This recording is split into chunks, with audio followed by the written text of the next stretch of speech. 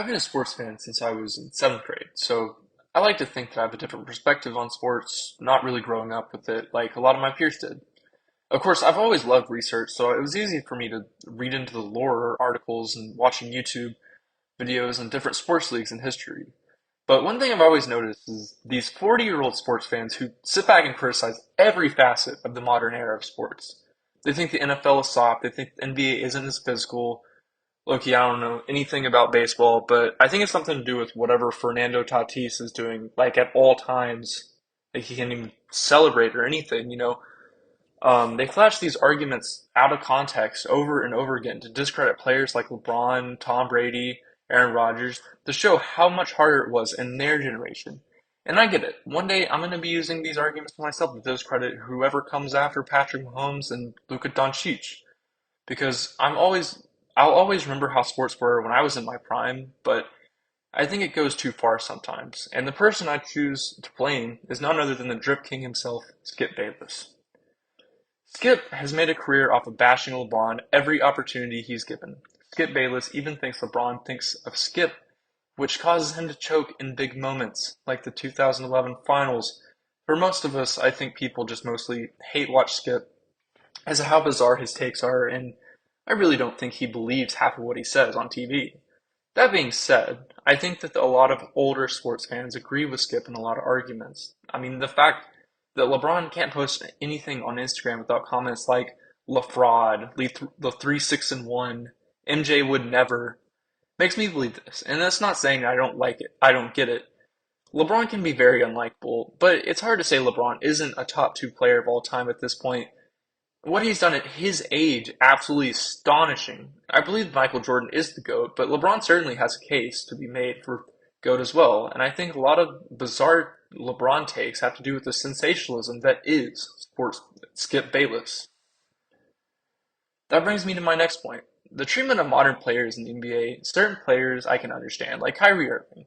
I get it. But when you have players like James Harden, who, yes, he often underperforms in the postseason, but acting like him taking advantage of rules to draw fouls ruins the game is ridiculous. I saw someone recently saying Dirk or Tim Duncan should be in the 2010s All Decade team over Harden. First off, Tim Duncan played 7 seasons in the 2010s decade, not once putting up 20 points per game. Yes, he won a championship, but this was not MVP Tim Duncan. He had a ton of talent on those Spurs teams with him. For Dirk, I'll give him the ring argument, but for a lot of 2010s, he was also out of his prime. And yes, he had one of the most impressive final wins in 2011. But after that, in the 2010s, he made the playoffs 4 times, winning a total of 5 playoff games and not making out of the first round.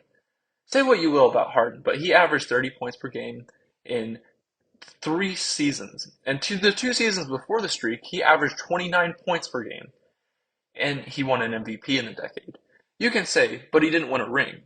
Well, Harden was a Chris Paul hamstring away from beating the Warriors with KD, and after that, the Rockets blew it up, bringing in Westbrook, and then the year after that, post-Stare incident, John Wall, just to eventually trade Harden to Brooklyn, where once again, everyone got injured, even when they praised today's players, like Kawhi Leonard.